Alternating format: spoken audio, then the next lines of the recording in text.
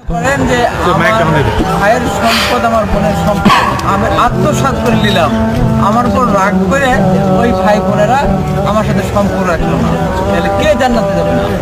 আমি যাবো না, ওরা যাবে না, কেউই জান্নাতে যাবে না।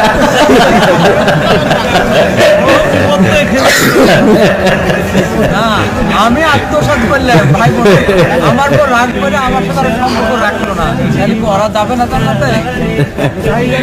আমি তো বললাম যে দুইজনই জান্নাতে যাবে না।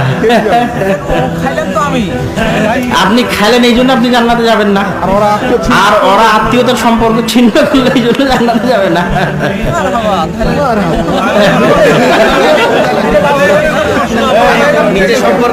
আচ্ছা শুনেন, আল্লাহ রাসূল সাল্লাল্লাহু আলাইহি সাল্লামের একটা হাদিস শুনেন, 1 মিনিট।